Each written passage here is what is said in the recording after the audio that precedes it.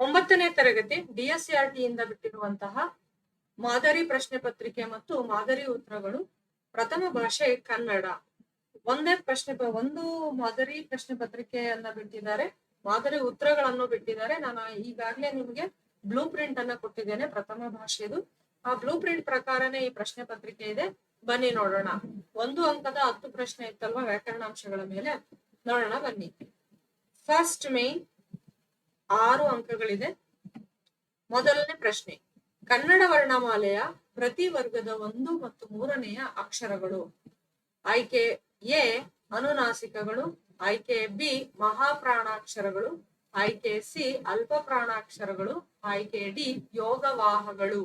ಉತ್ತರ ಆಯ್ಕೆ ಸಿ ಅಲ್ಪ ಪ್ರಾಣಾಕ್ಷರಗಳು. ಎರಡನೆಯ ಪ್ರಶ್ನೆ, ಕುಲೋತ್ತುಂಗ ಪ್ರಚಂಡ ಆಶಾವಾದಿ. ಈ ವಾಕ್ಯದಲ್ಲಿರುವ ಕುಲೋತ್ತುಂಗ ಎಂಬ ಪದವು ಈ ಸಂಧಿಗೆ ಉದಾಹರಣೆ.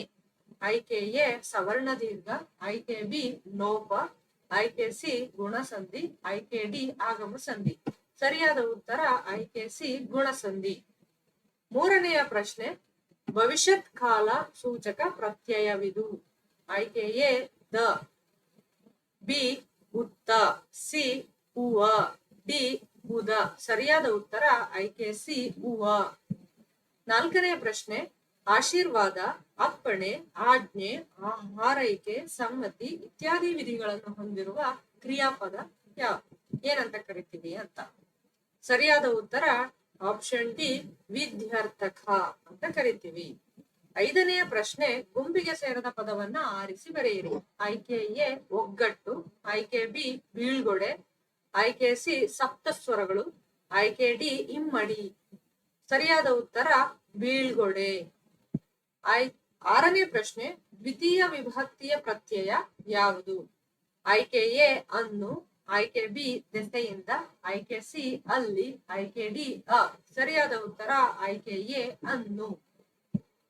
ಎರಡನೇ ಮೇನು ಸೆಕೆಂಡ್ ಮೇನು, ಕೊಟ್ಟಿರುವ ಮೊದಲೆರಡು ಪದಗಳಿಗೆ ಇರುವ ಸಂಬಂಧದಂತೆ ಮೂರನೇ ಪದಕ್ಕೆ ಸರಿ ಸಂಬಂಧಿ ಪದವನ್ನ ಹೊಂದಿಸಿ ಬರೆಯಿರಿ. ಸೊ 7th ಕ್ವೆಶ್ಚನ್, ವರ್ಣ ಬಣ್ಣ, ಕಾರ್ಯ ಖಜ್ಜ. 8ನೇ ಪ್ರಶ್ನೆ, ಧಾರವಾಡ ಅಂಕಿತನಾಮ, ಜನರು ರೂಢನಾಮ. 9ನೇ ಪ್ರಶ್ನೆ, ತೈಲ ಎಣ್ಣೆ, ಘೃತ ತುಪ್ಪ. 10ನೇ ಪ್ರಶ್ನೆ, ಬೀದಿ ಬೀದಿ ವಿರುಕ್ತಿ, ಮನೆ ಮಠ ಜೋಡು ನುಡಿ. ಥರ್ಡ್ ಮೇನು, ಕೊಟ್ಟಿರುವ ಪದಗಳಿಗೆ ಒಂದೊಂದು ವಾಕ್ಯದಲ್ಲಿ ಉತ್ತರ ಬರೆಯಿರಿ. 11ನೇ ಪ್ರಶ್ನೆ, ಕಷ್ಟ ಕಾಲದಲ್ಲಿ ಸಹಾಯಕ್ಕೆ ನಿಲ್ಲುವವನು ಯಾರು? ಉತ್ತರ ಪಂಡಿತನೊಬ್ಬನೇ ಕಷ್ಟ ಕಾಲದಲ್ಲಿ ಸಹಾಯಕ್ಕೆ ನಿಲ್ಲುವವನು. ಫುಲ್ ಸ್ಟಾಪ್ ಹಾಕ್ಬೇಕು ಮಕ್ಕಳ, ಮರಿಬಾರ್ದು. 12ನೇ ಪ್ರಶ್ನೆ, ಜಯಪುರದ ಪೂರ್ವದ ರಾಜಧಾನಿ ಯಾವುದು? ಉತ್ತರ ಅಂಬೇರ ಜಯಪುರದ ಪೂರ್ವ ಕಾಲದ ರಾಜಧಾನಿ. ಪ್ರಶ್ನೆ 13, ಗಿರಿಜೆ ಎಲ್ಲಿ ಇರಬೇಕೆಂದು ಶಿವನು ತಿಳಿಸಿದನು? ಉತ್ತರ ಗಿರಿಜೆಯು ಊರಲ್ಲಿರುವ ದೇವಾಲಯದಲ್ಲಿ ಇರಬೇಕೆಂದು ಶಿವನು ತಿಳಿಸಿದನು. 14ನೆಯ ಪ್ರಶ್ನೆ, ರಾಧಾಕೃಷ್ಣನ್ ಅವರು ಅಲಂಕರಿಸಿದ ಅತ್ಯುನ್ನತ ಹುದ್ದೆ ಯಾವುದು? ಉತ್ತರ ರಾಧಾಕೃಷ್ಣನ್ ಅವರು ಅಲಂಕರಿಸಿದ ಅತ್ಯುನ್ನತ ಹುದ್ದೆ ಭಾರತದ ರಾಷ್ಟ್ರಪತಿ. 15ನೇ ಪ್ರಶ್ನೆ, ಚಂಡಮಾರಿಯು ಜನರಿಗೆ ತಾನು ಯಾವಾಗ ಕೋಪಗೊಳ್ಳುತ್ತೇನೆ ಎಂದು ಹೇಳಿದ್ದಾಳೆ? ಉತ್ತರ ಚಂಡಮಾರಿಯು ಜನರಿಗೆ ಬಲಿಯನಿತ್ತರೆ ನಾನು ಕೋಪಗೊಳ್ಳುತ್ತೇನೆ ಎಂದು ಹೇಳಿದ್ದಾಳೆ. 16ನೇ ಪ್ರಶ್ನೆ, ಬಿದಿರು ಹೇಗೆ ಬೆಳೆಯುತ್ತದೆ? ಉತ್ತರ ಬಿದಿರು ಹುಟ್ಟುತ್ತಾ ಹುಲ್ಲಾಗಿ, ಬೆಳೆಯುತ್ತಾ ಮೈ ತುಂಬಿಕೊಳ್ಳುತ್ತಾ ಬೆಳೆಯುತ್ತದೆ. 17ನೇ ಪ್ರಶ್ನೆ, ಭರತೇಶ ವೈಭವ ಕಾವ್ಯದ ಕರ್ತೃ ಯಾರು? ಉತ್ತರ ಭರತೇಶ ವೈಭವದ ಕರ್ತೃ ರತ್ನಾಕರ ವರ್ಣಿ. ನೆಕ್ಸ್ಟ್ 4ನೇ ಮೇನು, ಕೊಟ್ಟಿರುವ ಪ್ರಶ್ನೆಗಳಿಗೆ 3-4 ವಾಕ್ಯಗಳಲ್ಲಿ ಉತ್ತರ ಬರೆಯಿರಿ.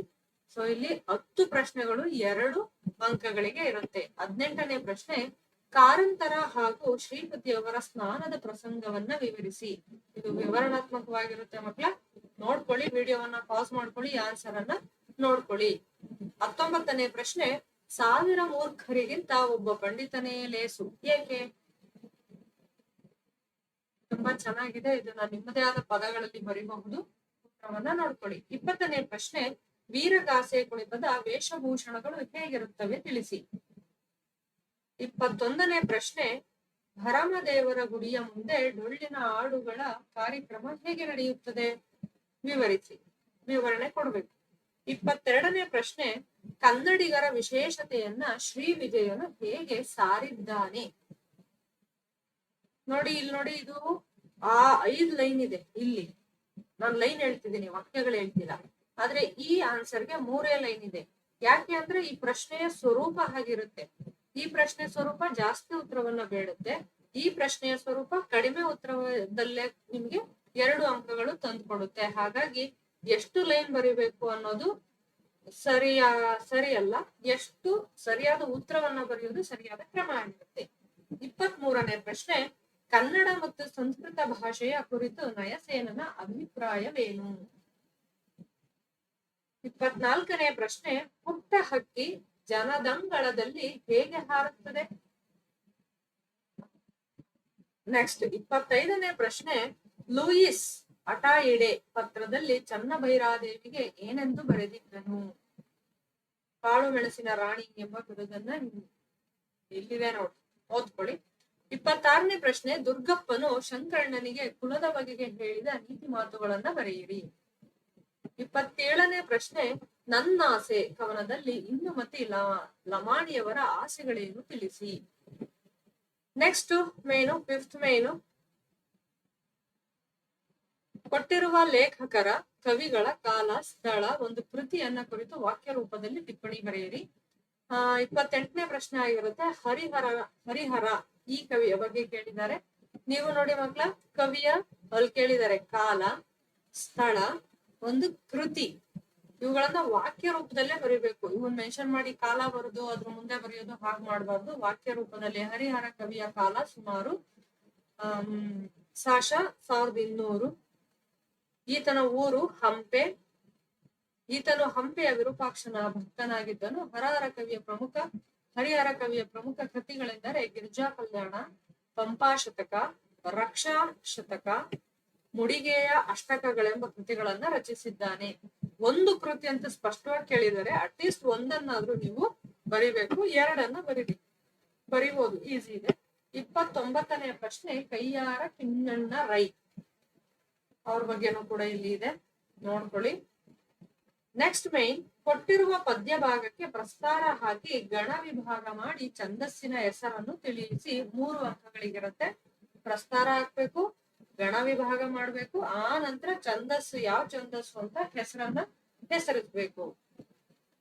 ಸೊ ನಿಮ್ಗೆ ಇಲ್ಲಿ ಅಂಕಗಳು ಹೇಗೆ, ಪ್ರಸ್ತಾರ ಹಾಕೋದಕ್ಕೆ 1 ಅಂಕ, ಗಣ ವಿಭಾಗಕ್ಕೆ 1 ಅಂಕ, ಹೆಸರನ್ನ ತಿಳಿಸೋದಕ್ಕೆ 1 ಅಂಕ, ಒಟ್ಟು 3 ಅಂಕಗಳು ಇರುತ್ತೆ ಮಕ್ಕಳ.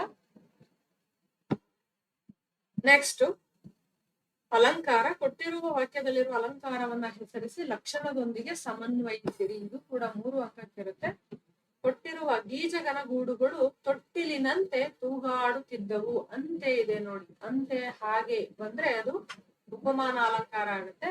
ಉಪಮಾಲಂಕಾರ ಲಕ್ಷಣ, 2 ವಸ್ತುಗಳಿಗೆ ಇರುವ ಸಾದೃಶ್ಯ ಸಂಪತ್ತನ್ನು ಪರಸ್ಪರ ಹೋಲಿಸಿ ವರ್ಣಿಸಿದರೆ ಅದನ್ನು ಉಪಮಾಲಂಕಾರ ಎನ್ನುವರು.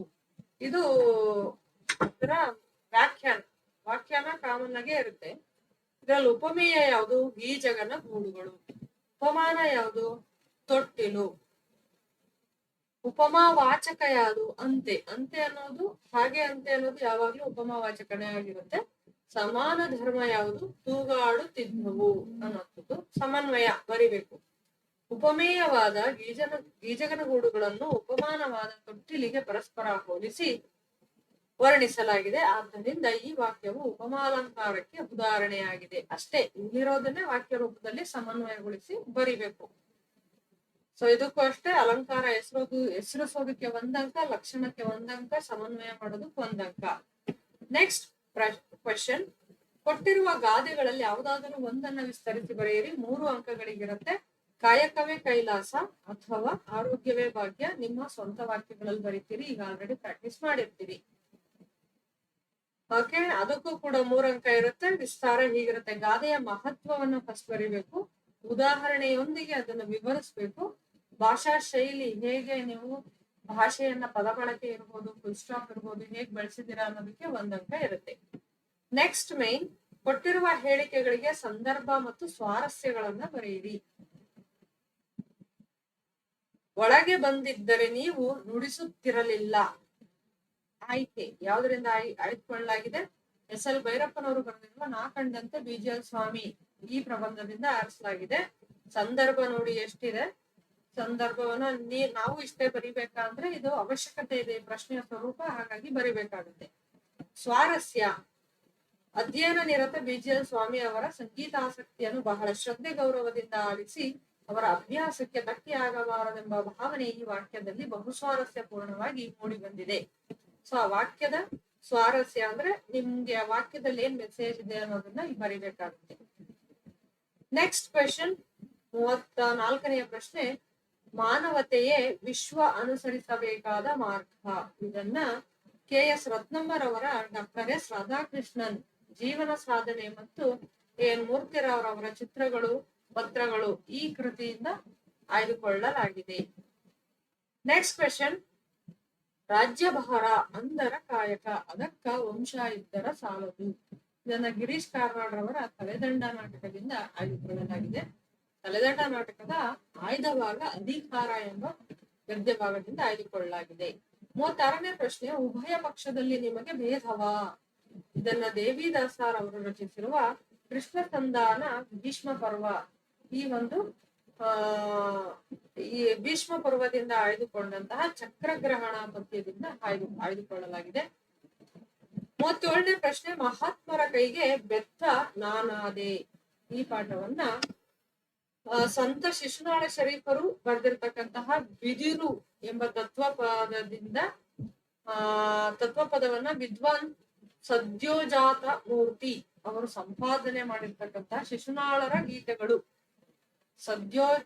ಸದ್ಯೋಜಾತ ಮೂರ್ತಿ ಅನ್ನುವಂಥವ್ರು ಸಂಪಾದನೆ ಮಾಡಿದ್ದಾರೆ. ಶಿಶುನಾಳ ಶರೀಫರು ಬರೆದಿರೋದನ್ನ ಇವರು ಕಲೆಕ್ಟ್ ಮಾಡಿ ಪಬ್ಲಿಷ್ ಮಾಡಿದ್ದಾರೆ. ಅದು ಶಿಶುನಾಳರ ಗೀತೆಗಳು ಅನ್ನುವ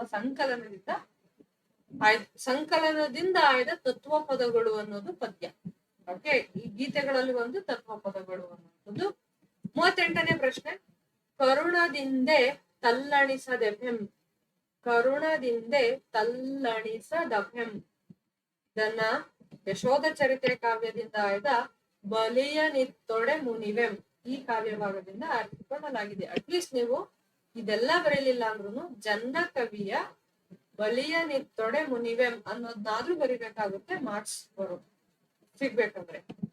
ಪದ್ಯ ಭಾಗವನ್ನ ಪೂರ್ಣಗೊಳಿಸಿರಿ. ತಪ್ಪಿಲ್ಲದೆ ಬರೆದ ಪ್ರತಿ ಪೂರ್ಣ ಸಾಲಿಗೆ 1 ಅಂಕ. ಅಂದ್ರೆ ಒಂದ್ ಲೈನ್ ಕರೆಕ್ಟ್ ಆಗಿ ಬಂದ್ರೆ 1 ಅಂಕ, ಒಟ್ಟು 4 ಅಂಕಗಳು ಇರುತ್ತೆ ಪದ್ಯ.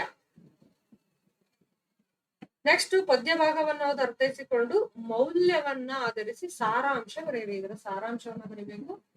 ಕುರುಡು ವಾತ್ಸಲ್ಯದಲ್ಲಿ ಕಳೆದುಕೊಂಡು ವಿವೇಕ ಬಲೆಗೆ ನುಗ್ಗಿದ ಪಾರಿವಾಳ ಹಿಂಡು ಹಸಿದ ಬೇಡನು ನಡೆದ ಹೊತ್ತುಕೊಂಡು ಮೋಹ ಮುಸುಕಿದ ಬುದ್ಧಿ ಸರ್ವನಾಶದ ಸಿದ್ಧಿ ವ್ಯಾಮೋಹವನ್ನು ತೊರೆದು ಬಾಳಬೇಕು ಏನು ಬಂದರೂ ಕೂಡ ತಾಳಬೇಕು. ಇದರ ಭಾವಾರ್ಥವನ್ನು ಬರಿಬೇಕಾಗುತ್ತೆ. ಇಲ್ಲಿದೆ ಭಾವಾರ್ಥ, ಇದನ್ನ ಬರಿಬೇಕು ಮಕ್ಕಳ. ಈಗಿಂದ ನೀವು ಪ್ರಾಕ್ಟೀಸ್ ಮಾಡ್ಕೊಂಡ್ರೆ 10th ಸ್ಟ್ಯಾಂಡರ್ಡ್ ಈಸಿ ಆಗುತ್ತೆ. 8 ವಾಕ್ಯಗಳನ್ನು ಬರಿಬೇಕು. 2 ಪ್ರಶ್ನೆ 4 ಅಂಕಗಳಿಗೆ. 41ನೇ ಪ್ರಶ್ನೆ, ಬನದಮ್ಮನಹಳ್ಳಿಯ ಪಂಚಾಯಿತಿಯಲ್ಲಿ ನಡೆದ ನ್ಯಾಯ ಹಾಗೂ ಅದರ ತೀರ್ಪಿನ ಬಗ್ಗೆ ವಿವರಿಸಿ ಅಂತ ಇದೆ. ಉತ್ತರವನ್ನ ನೋಡ್ಕೊಳ್ಳಿ ಮಕ್ಕಳ. ಇದನ್ನು ನಾನು ಹೇಳಕ್ ಹೋದ್ರೆ ವಿಡಿಯೋ ಲೆಂದಿ ಆಗುತ್ತೆ. ಅಥವಾ ಇದೆ. ಸೊ ಪ್ರಶ್ನೆಗಳು ನಿಮ್ಗೆ 2ನ್ನೇ ಬರಿಬೇಕು. ಇಲ್ಲಿ ಪ್ರಶ್ನೆ ಇದು ಒಂದನೇದ್ರಲ್ಲಿ ಇದನ್ನಾದ್ರೂ ಬರಿಬಹುದು. ಓಕೆ, ಸೊ ಇವಾಗ ಹೇಳಿದ್ನಲ್ಲ 41ನೇ ಪ್ರಶ್ನೆ ಇದನ್ನಾದ್ರೂ ಬರಿಬಹುದು ಅಥವಾ ಇದನ್ನಾದ್ರೂ ಬರಿಬಹುದು. 2ಕ್ಕೂ ಪ್ರಶ್ನೆ 41 ಅಂತಾನೆ ಹಾಕ್ಬೇಕು. ಇದೆರಡು 41ನೇದು. First one that are this, ಅದು ಅಥವಾ ಇದು ಯಾವ್ದಾದ್ರು ಬರಿಬಹುದು. 42ನೇ ಪ್ರಶ್ನೆ, ಹರಿಶ್ಚಂದ್ರ ಮತ್ತು ಗಾನರಾಣಿಯರ ನಡುವಿನ ಸಂವಾದವನ್ನ ಬರೆಯಿರಿ. 42ನೇ ಪ್ರಶ್ನೆಗೂ ಆಯ್ಕೆ ಇದೆ. ಇನ್ನೊಂದು, ಅಥವಾ ನಿನ್ನ ಮುತ್ತಿನ ಸುತ್ತಿಗೆಯನಿತ್ತು ಸಲಹು ಪದ್ಯದ ಸಾರಾಂಶ ನಿಮ್ಮ ಮಾತಿನಲ್ಲಿ ಬರೆಯಿರಿ. ಸೊ ಒಟ್ಟು 2ಕ್ಕೆ ಬರಿಬೇಕು. ಆದ್ರೆ ನಿಮ್ಗೆ 4 ಪ್ರಶ್ನೆಗಳಿದಾವೆ, ಆಯ್ಕೆ ಇದಾವೆ. 43ನೇ ಪ್ರಶ್ನೆ, ಕೊಟ್ಟಿರುವ ಗದ್ಯ ಭಾಗವನ್ನು ಓದಿಕೊಂಡು ಕೊಟ್ಟಿರುವ ಪ್ರಶ್ನೆಗಳಿಗೆ ಉತ್ತರ ಬರೆಯಿರಿ. ಇದು ಒನ್ಸ್ ಇನ್ ಪ್ಯಾಸೇಜ್ ಅಂತೀವಲ್ಲ ಹಾಗೆ ಈ ಗದ್ಯವನ್ನ ಓದ್ಕೊಂಡು ಇಲ್ಲಿ ಪ್ರಶ್ನೆಗಳಿದಾವೆ. ಪುಟ್ಟ ಬಾಲಕನು ತಾಯಿಯ ಸೇವೆಯನ್ನು ಹೇಗೆ ಮಾಡುತ್ತಿದ್ದನೋ ಇದೆಲ್ಲರೂ ಬರೀತೀರಿ, ಏನ್ ಕಷ್ಟ ಅಲ್ಲ. ಸೊ ಒಂದಕ್ಕೆ 2 ಅಂಕ, 2 ಪ್ರಶ್ನೆಗಳಿಗೆ ಒಟ್ಟು 4 ಅಂಕಗಳು ಇರುತ್ತೆ. ಮಗು, ನೀನು ರಾತ್ರಿ ಇಡೀ ಏಕೆ ನಿಂತೇ ಇದ್ದೆ ಎಂದು ತಾಯಿ ಕೇಳಿದಾಗ ಮಗು ಕೊಟ್ಟ ಉತ್ತರವೇನು? ಅದನ್ನ ಹುಡುಕಿ ಬರೀತೀರಿ. ನೆಕ್ಸ್ಟ್ ಮೇನ್, ಈ ಕೆಳಗಿನ ಯಾವುದಾದರೂ ಒಂದಕ್ಕೆ ಕೊಟ್ಟಿರುವ ಮಾಹಿತಿಯನ್ನು ಆಧರಿಸಿ ಪತ್ರ ಬರೆಯಿರಿ. 5 ಮಾರ್ಕ್ಸ್ ಇರುತ್ತೆ. 2 ಪ್ರಶ್ನೆ ನಿಮ್ಗೆ ಲೆಟರ್ಸ್ ಇರುತ್ತೆ, ಪತ್ರಗಳು. 44ನೇ ಪ್ರಶ್ನೆ, ನಿಮ್ಮನ್ನು ಬೆಳಗಾವಿ ಜಿಲ್ಲೆಯ ಕಿತ್ತೂರಿನ ಸರ್ಕಾರಿ ಪ್ರೌಢಶಾಲೆಯ ವಿದ್ಯಾರ್ಥಿ ಚಂದನ ಎಂದು ಭಾವಿಸಿಕೊಂಡು ನಿಮ್ಮ ಗ್ರಾಮದಲ್ಲಿ ಮಹಿಳಾ ಮತ್ತು ಮಕ್ಕಳ ವಿಶೇಷ ಗ್ರಾಮ ಸಭೆಯನ್ನು ಆಯೋಜಿಸುವಂತೆ ಕೋರಿ ಪಂಚಾಯಿತಿಯ ಅಧ್ಯಕ್ಷರಿಗೆ ಮನವಿ ಪತ್ರ. ಇದು ಅಫಿಷಿಯಲ್ ಲೆಟರ್ ಅಂತ ಕರಿತೀವಿ, ವ್ಯಾವಹಾರಿಕ ಪತ್ರ. ನೆಕ್ಸ್ಟ್ ಅಥವಾ ಪ್ರಶ್ನೆ ಇರುತ್ತೆ ಇಲ್ಲೂ ಕೂಡ. ಇನ್ನೊಂದು, ನಿಮ್ಮನ್ನು ಬಾಗಲಕೋಟೆ ಜಿಲ್ಲೆಯ ಮುಧೋಳದ ಸರ್ಕಾರಿ ಪ್ರೌಢಶಾಲೆಯ ವಿದ್ಯಾರ್ಥಿ ದೀಕ್ಷಿತಾ ಎಂದು ಭಾವಿಸಿಕೊಂಡು ವಿಜಯಪುರ ನಿವಾಸಿಯಾದ ನಿಮ್ಮ ಗೆಳತಿ ಮಂಗಳ ಎಂಬುವವಳನ್ನು ನಿಮ್ಮ ಶಾಲೆಯಲ್ಲಿ ನಡೆಯುವ ಕ್ರೀಡೋತ್ಸವ ಕಾರ್ಯಕ್ರಮಕ್ಕೆ ಆಹ್ವಾನಿಸಿ ಪತ್ರ ಬರೆಯಿರಿ. ಇದು ಒಂದು ನಿಮ್ಗೆ ಏನು ಪರ್ಸನಲ್ ಲೆಟರ್, ವೈಯಕ್ತಿಕ ಪತ್ರ ಇರುತ್ತೆ. ಈ ರೀತಿ ಬರೆದ್ರೆ ನಿಮ್ಗೆ ಅಂಕಗಳು, ಹೇಗೆ ಅಂಕಗಳು ಸಿಗುತ್ತೆ ಅನ್ನೋದನ್ನ ನೋಡಿ. ಹಿಂದಾಗೆ ಸಂಬೋಧನಾ ವಿಷಯ ಇಷ್ಟಕ್ಕೊಂದು ಅಂಕ, ಪತ್ರದ ಒಡಲು ಅಂದ್ರೆ ಬಾಡಿ ಆಫ್ ದ ಲೆಟರ್ಗೆ 2 ಅಂಕ, ಮುಕ್ತಾಯ ಇಂತಿ ಸ್ಥಳ ದಿನಾಂಕಕ್ಕೆ 1 ಅಂಕ. ಅರ್ಥ ಆಯ್ತಲ್ವಾ? ಫಸ್ಟ್ ಏನು from to address date subject ಗೆ 1, ಬಾಡಿ ಆಫ್ ದ ಲೆಟರ್ಗೆ 2 ಅಂಕ, ಕನ್ಕ್ಲೂಷನ್ ಮಾಡ್ತೀರಲ್ವಾ, ಇಂತಿ ಸ್ಥಳ ದಿನಾಂಕ ಬರೆಯೋದು ಕೊಟ್ಟು 4 ಆಯ್ತು. ಒಟ್ಟಾರೆ ನೀವು ಭಾಷಾ ಶೈಲಿ, ಪದಬಂಧ, ವಿನ್ಯಾಸ ಹೇಗಿದೆ ಅದಕ್ಕೂ ಸೇರಿಸಿ 1 ಅಂಕ, ಒಟ್ಟು 5 ಅಂಕಗಳಿರುತ್ತೆ. ಸೊ ಹೀಗೆ ನಿಮ್ಗೆ ಇರುತ್ತೆ. ನೆಕ್ಸ್ಟ್ ಪ್ರಬಂಧ ಬರೆಯೋದು. ಪ್ರಬಂಧ 45ನೇ ಪ್ರಶ್ನೆ, ರಾಷ್ಟ್ರೀಯ ಹಬ್ಬಗಳ ಮಹತ್ವ ಅಥವಾ ಮೊಬೈಲ್ ಬಳಕೆಯ ಸಾಧಕ ಬಾಧಕಗಳನ್ನ ಬರೀರಿ ಅಂತ. ನಿಮ್ಗೆ ಫಸ್ಟ್ ಟೈಮ್ ಆಗಿರೋದ್ರಿಂದ ಮಕ್ಕಳ ನೀವು ಹೆಚ್ಚು ಸಮಯವನ್ನ ಅಲ್ಲೇ ತಗೊಂಡ್ಬಿಡ್ತೀರಾ. ಈ ಪ್ರಬಂಧಕ್ಕೆ ಬರೋಷ್ಟ್ರಲ್ಲಿ ಕಡಿಮೆ ಸಮಯ ಇರುತ್ತೆ, ಹಾಗೆ ಮಾಡ್ಕೋಬೇಡಿ. ಸ್ವಲ್ಪ ಕೇರ್ಫುಲ್ ಆಗಿರಿ, ಗಡಿಯಾರವನ್ನ ನೋಡ್ತೀರಿ. ಏನಿಲ್ಲ ಅಂದ್ರೂ ಪ್ರಬಂಧ ಬರೆಯಕ್ಕೆ 10 ನಿಮಿಷ ಆದ್ರೂ ಬೇಕಾಗುತ್ತೆ. ನೀವು ಸಮಯವನ್ನ ನೋಡ್ಕೊಂಡು ಎಕ್ಸಾಮ್ ಅನ್ನ ಬರೀರಿ. ಇದೇ ಪ್ಯಾಟರ್ನ್ ಅಲ್ಲಿ SSLC ಎಕ್ಸಾಮ್ ಕೂಡ ಇರುತ್ತೆ. ಸೊ ಇದನ್ನ SSLC ಎಕ್ಸಾಮ್ ಅನ್ಕೊಂಡು ನೀವು ಬರೀರಿ. All the best. ನೀವೇನಾದ್ರೂ ಹೊಸಬರಾಗಿದ್ರೆ ಸಬ್ಸ್ಕ್ರೈಬ್ ಮಾಡೋದನ್ನ ಮರಿಬೇಡಿ, ಫ್ರೆಂಡ್ಸ್ ಶೇರ್ ಮಾಡಿ. ಎಲ್ಲ 9ನೇ ತರಗತಿ ಎಲ್ಲ ಮಾದರಿ ಪ್ರಶ್ನೆ ಪತ್ರಿಕೆಗಳು ನಿಮ್ ಮುಂದೆ ಪ್ರಸ್ತುತಪಡಿಸಲಿದ್ದೇನೆ. Thank you.